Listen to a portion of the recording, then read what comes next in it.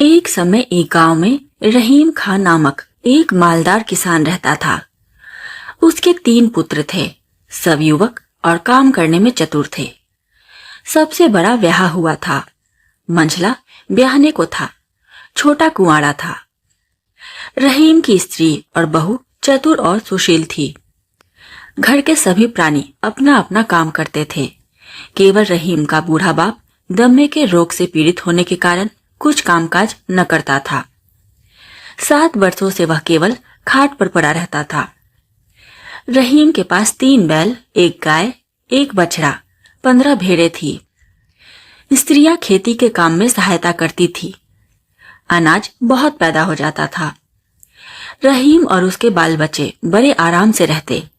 अगर पड़ोसी करीम के लंगड़े पुत्र कादिर के साथ इनका एक ऐसा झगड़ा न छिड़ गया होता जिससे सुख चैन जाता रहा था।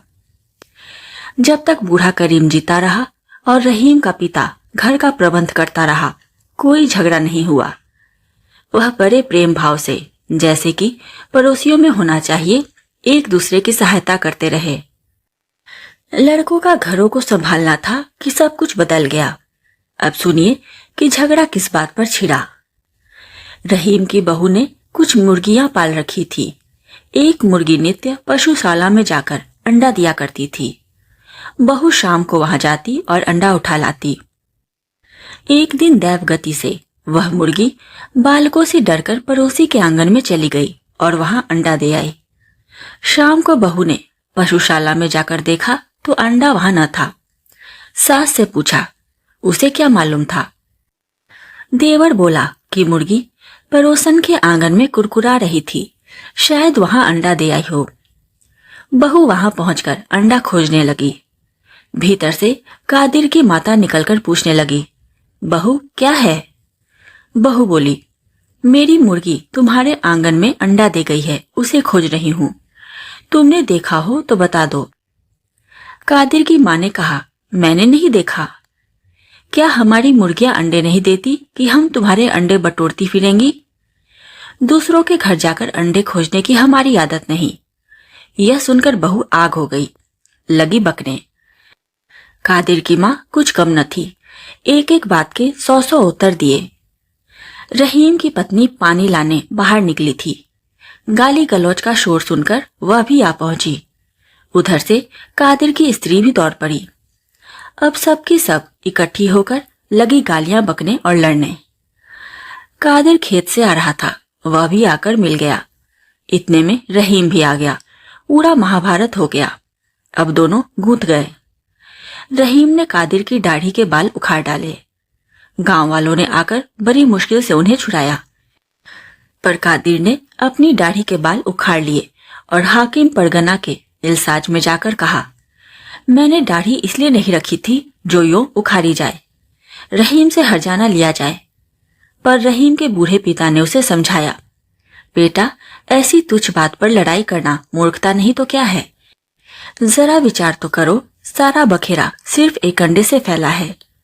कौन जाने, शायद किसी बालक ने उठा लिया हो, और फिर अंडा था कितने का? परमात्मा सबका पालन पोषण करता है। पड़ोसी यदि गाली दे भी दे तो क्या गाली के बदले गाली देकर अपनी आत्मा को मलिन करना उचित है? कभी नहीं। खैर, अब तो जो होना था वह हो ही गया, उसे मिटाना उचित है, बढ़ाना ठीक नहीं। क्रोध पाप का मूल है। याद रखो, लड़ाई बढ़ाने से तुम्हारी ही हानि होगी। परंतु बूढ़े की बात पर किसी ने कान न धरा। रहीम कहने लगा कि कादिर को धन का घमंड है, मैं क्या किसी का दिया खाता हूं? बड़े घर न भेज दिया तो कहना। उसने भी नालिश ठोक दी। यह मुकदमा चल ही रहा था कि कादिर की गाड़ी की एक कील खो गई। उसके परिवार वालों ने रहीम के बड़े लड़के पर चोरी की नालिश कर दी। अब कोई दिन ऐसा न जाता था कि लड़ाई न हो। बड़ों को देखकर बालक भी आपस में लड़ने लगे। जब कभी वस्त्र धोने के लिए स्त्रियां नदी पर इकट्ठी होती थी तो सिवाय लड़ाई के कुछ काम न करती थी। पहले पहल तो गाली गलौज पर ही बस हो जाती थी, पर अब वे एक दूसरे का माल चुराने लगे। जीना दुर्लभ हो गया। न्याय चुकाते चुकाते वहां के कर्मचारी थक गए। कभी कादिर रहीम को कैद करा देता, कभी वह उसे बंदी खाने भिजवा देता। कुत्तों की भांति जितना ही लड़ते थे उतना ही क्रोध बढ़ता था। 6 वर्ष तक यही हाल रहा। बूढ़े ने बहु तेरा सिर पटका कि लड़को क्या करते हो, बदला लेना छोड़ दो, बैर भाव त्याग कर अपना काम करो। दूसरों को कष्ट देने से तुम्हारी ही हानि होगी। परंतु किसी के कान पर जू तक न रेंगती थी। 7वें वर्ष गांव में किसी के घर विवाह था। स्त्री पुरुष जमा थे। बातें करते करते रहीम की बहू ने कादिर पर घोड़ा चुराने का दोष लगाया। वह आग हो गया। उठकर बहू को ऐसा मुक्का मारा कि वह 7 दिन चारपाई पर पड़ी रही। वह उस समय गर्भवती थी। रहीम बड़ा प्रसन्न हुआ कि अब काम बन गया। गर्भवती स्त्री को मारने के अपराध में से बंदी खाने न भिजवाया तो मेरा नाम रहीम ही नहीं। झट जाकर नालिश कर दी। तहकीकात होने पर मालूम हुआ कि बहू को कोई बड़ी चोट नहीं आई। मुकदमा खारिज हो गया। रहीम कब चुप रहने वाला था। ऊपर की कचहरी में गया और मुंशी को घूस देकर कादिर को 20 कोड़े मारने का हुक्म लिखवा दिया। उस समय कादिर कचहरी से बाहर खड़ा था। हुक्म सुनते ही बोला, कोरों से मेरी पीठ तो जलेगी ही, परंतु रहीम को भी भस्म किए बिना न छोड़ूंगा। रहीम तुरंत अदालत में गया और बोला, हुजूर, कादिर मेरा घर जलाने की धमकी देता है। कई आदमी गवाह हैं। हाकिम ने कादिर को बुलाकर पूछा कि क्या बात है। कादिर बोला, सब झूठ, मैंने कोई धमकी नहीं दी। आप हाकिम हैं, जो चाहे सो करे, पर क्या न्याय इसी को कहते हैं कि सच्चा मारा जाए और झूठा चैन करे। कादिर की सूरत देखकर हाकिम को निश्चय हो गया कि वह अवश्य रहीम को कोई न कोई कष्ट देगा। उसने कादिर को समझाते हुए कहा, देखो भाई, बुद्धि से काम लो। गर्भवती स्त्री को मारना क्या ठीक था? यह तो ईश्वर की बड़ी कृपा हुई कि चोट नहीं आई, नहीं तो क्या जाने क्या हो जाता। तुम विनय करके रहीम से अपना अपराध क्षमा करा लो, मैं हुक्म बदल डालूंगा। मुंशी बोला, दफा 117 के अनुसार हुक्म नहीं बदला जा सकता। हाकिम ने कहा, चुप रहो, परमात्मा को शांति प्रिय है, उसकी आज्ञा पालन करना सबका मुख्य धर्म है। कादिर बोला, हुजूर, मेरी अवस्था अब 50 वर्ष की है। मेरा एक ब्याह हुआ पुत्र भी है। आज तक मैंने कभी कोरे नहीं खाए। मैं और उससे क्षमा कभी नहीं मांग सकता। वह भी मुझे याद करेगा। यह कहकर कादिर बाहर चला गया। कचहरी गांव से 7 मील पर थी।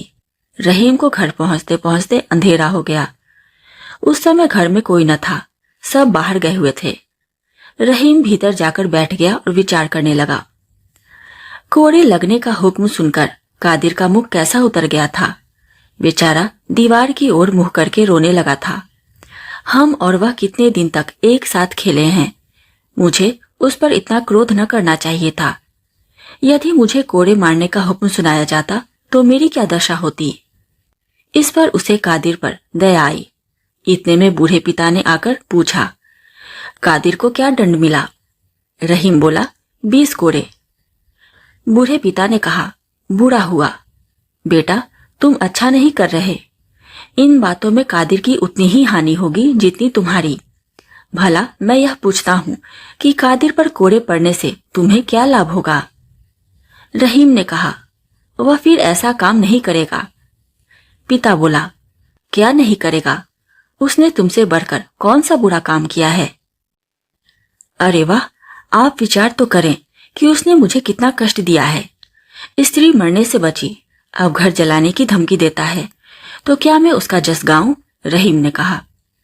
बूढ़ा आह भरकर बोला, बेटा, मैं घर में पड़ा रहता हूँ और तुम सर्वत्र घूमते हो, इसलिए तुम मुझे मूर्ख समझते हो, लेकिन द्रोह ने तुम्हें अंधा बना रखा है।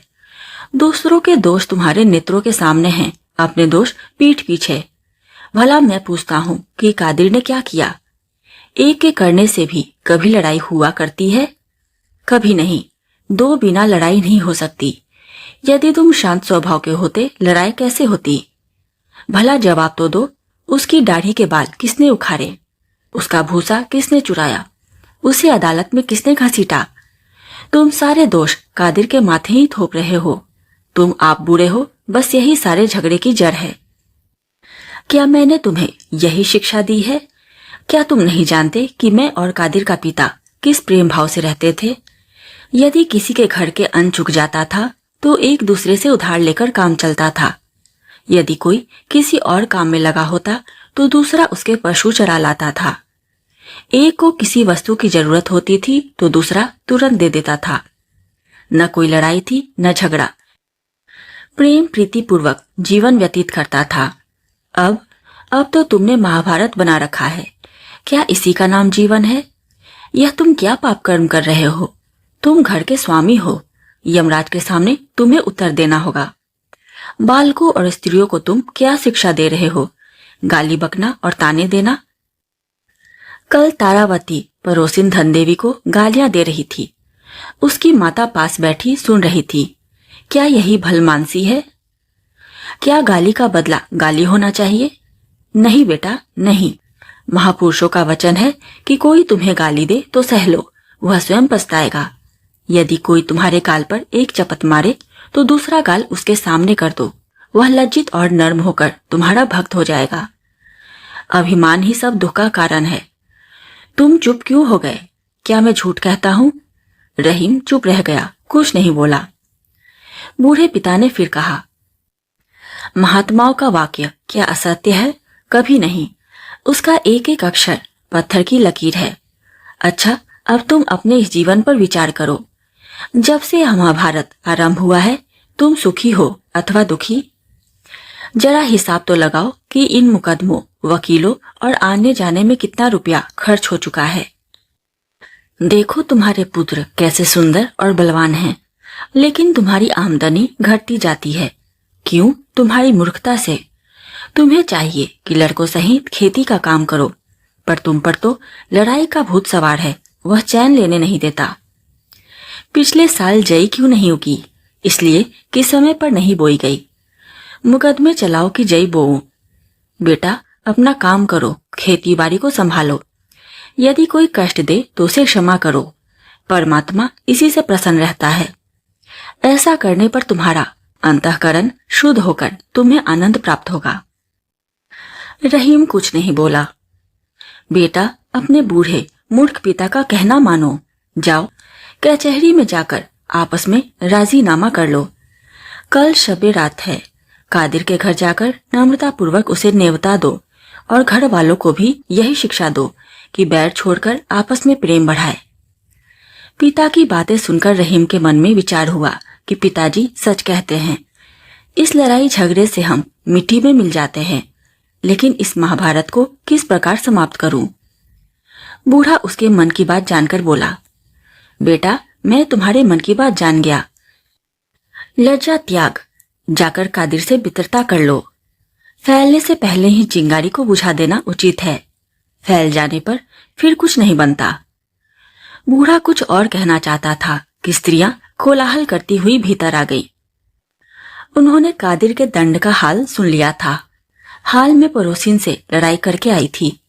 आकर कहने लगी कि कादिर यह भय दिखाता है कि मैंने घूस देकर हाकिम को अपनी ओर फेर लिया है। रहीम का सारा हाल लिखकर महाराज की सेवा में भेजने के लिए विनय पत्र तैयार किया है। देखो क्या मजा चखाता हूँ। आधी जायदाद न छीन ली तो बात ही क्या है। यह सुनना था कि रहीम के चित्त में फिर आग दहक उठी। आषाढ़ी बोने की ऋतु थी। करने को काम बहुत था।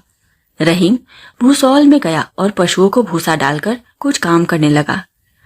इस समय वह पिता की बातें और कादिर के साथ लड़ाई सब कुछ भूला हुआ था। रात को घर में आकर आराम करना ही चाहता था कि पास से शब्द सुनाई दिया, वह दुष्ट वध करने के ही योग्य है, जिकर क्या बनाएगा। इन शब्दों ने रहीम को पागल बना दिया। वह चुपचाप खड़ा कादिर को गालियां सुनाता रहा। जब वह चुप हो गया तो वह घर में चला गया। भीतर आकर देखा कि बहू बैठी ताक रही है, स्त्री भोजन बना रही है, बड़ा लड़का दूध गर्म कर रहा है, मंझला झाड़ू लगा रहा है, छोटा भैंस चराने बाहर जाने को तैयार है। सुख की यह सब सामग्री थी, परंतु पड़ोसी के साथ लड़ाई का दुख सहा न जाता था। वह जला भुना भीतर आया। उसके कान में पड़ोसी के शब्द गूंज रहे थे। उसने सबसे लड़ना आरंभ किया। इतने में छोटा लड़का भैंस चराने बाहर जाने लगा। रहीम भी उसके साथ बाहर चला गया। लड़का तो चल दिया, वह अकेला ही रह गया। रहीम मन में सोचने लगा, कादिर बड़ा दुष्ट है। हवा चल रही है, ऐसा न हो पीछे से आकर मकान में आग लगाकर भाग जाए। क्या अच्छा हो कि जब वह आग लगाने आए तब मैं उसे पकड़ लूं। बस फिर कभी नहीं बच सकता। अवश्य उसे बंदी खाने जाना पड़ेगा। यह विचार करके वह गली में पहुंच गया।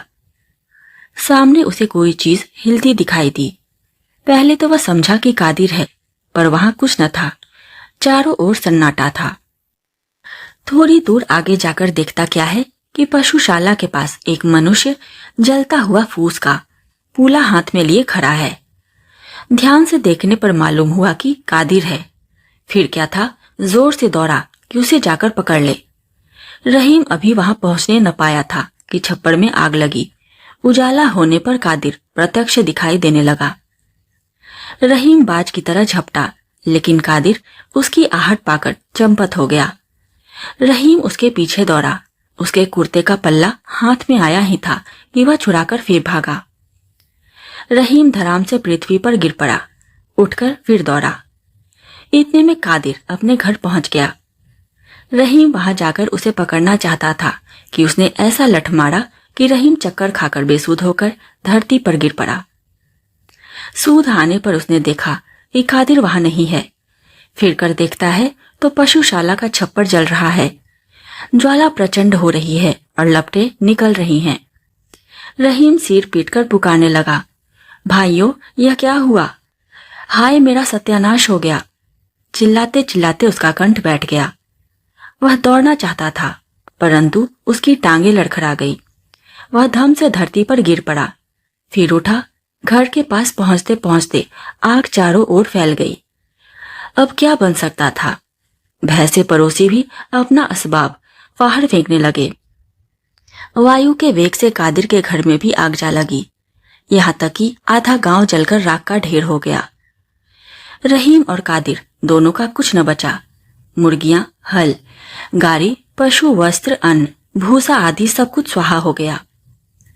इतना अच्छा हुआ, किसी की जान न गई। आग रात भर जलती रही। वह कुछ असबाब उठाने भीतर गया, परंतु ज्वाला ऐसी प्रचंड थी कि जा न सका। उसके कपड़े और दाढ़ी के बाल झुलस गए। प्रातःकाल गांव के चौधरी का बेटा उसके पास आया और बोला, रहीम, तुम्हारे पिता की दशा अच्छी नहीं है। वह तुम्हें बुला रहे हैं। रहीम तो पागल हो रहा था। बोला, कौन पिताजी? चौधरी का बेटा बोला, तुम्हारे पिता। इसी आग ने उनका काम तमाम कर दिया है। हम उन्हें यहाँ से उठाकर अपने घर ले गए हैं।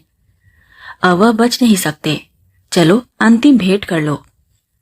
रहीम उसके साथ हो लिया। वहां पहुंचने पर चौधरी ने बूढ़े को खबर दी कि रहीम आ गया है। बूढ़े पिता ने रहीम को अपने निकट बुलाकर कहा, बेटा, मैंने तुमसे क्या कहा था? गांव किसने जलाया? रहीम बोला, कादिर ने। मैंने खुद उसे छप्पर में आग लगाते देखा था। यदि मैं उसी समय उसे पकड़कर पूले को पैरों तले मल देता तो आग कभी न लगती। बूढ़े पिता ने कहा, रहीम, मेरा अंत समय आ गया है। तुम्हें भी एक दिन अवश्य मरना है, पर सच बताओ कि दोष किसका है? रहीम चुप हो गया। बूढ़े पिता ने पूछा, बताओ, कुछ बोलो तो। फिर यह सब किसकी करतूत है? किसका दोष है? रहीम आंखों में आंसू भरकर बोला, मेरा पिताजी, क्षमा कीजिए। मैं परमात्मा और आप दोनों का अपराधी हूँ। पिता बोला, रहीम, हाँ पिताजी। जानते हो अब क्या करना उचित है? बूढ़े पिता ने पूछा। रहीम बोला, मैं क्या जानूं, मेरा तो अब गांव में रहना कठिन है। पिता ने कहा, यदि तू परमेश्वर की आज्ञा मानेगा तो तुझे कोई कष्ट न होगा। देख, याद रख, अब किसी से न कहना कि आग किसने लगाई थी। जो पुरुष किसी का एक दोष क्षमा करता है, परमात्मा उसके 2 दोष क्षमा करता है। यह कहकर खुदा को याद करते हुए बूढ़े पिता ने प्राण त्याग दिए। रहीम का क्रोध शांत हो गया। उसने किसी को न बतलाया कि आग किसने लगाई थी। पहले पहल तो कादिर डरता रहा कि रहीम के चुप रह जाने में भी कोई भेद है।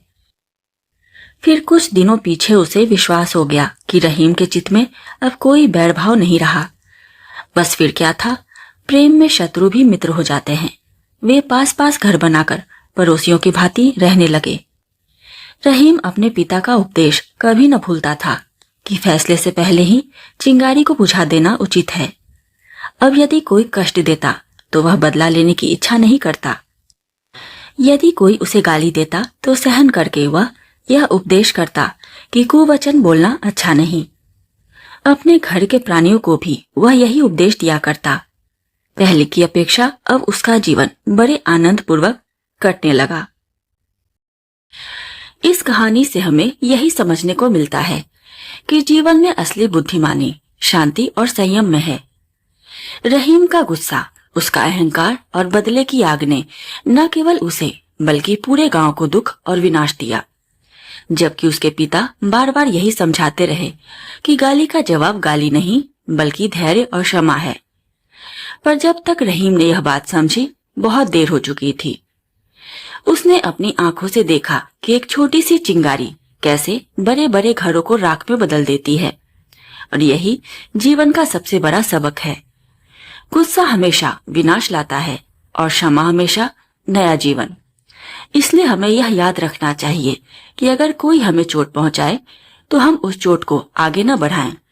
अगर हम क्षमा कर देंगे तो दुख वहीं रुक जाएगा, लेकिन अगर हम गुस्से में पलटवार करेंगे तो वही दुख कई गुना होकर फैल जाएगा। दोस्तों, अगली बार जब आप गुस्सा करें तो एक पल रुककर सोचें, क्या मैं आग को बढ़ा रहा हूं या बुझा रहा हूं? क्योंकि असली ताकत उस इंसान में है जो बुराई देखकर भी अच्छाई चुनता है। अगर आपको यह कहानी पसंद आई हो तो लाइक, शेयर और सब्सक्राइब करना मत भूलिए, ताकि और भी ऐसी कहानियां हम आपके दिल तक पहुंचा सकें। धन्यवाद।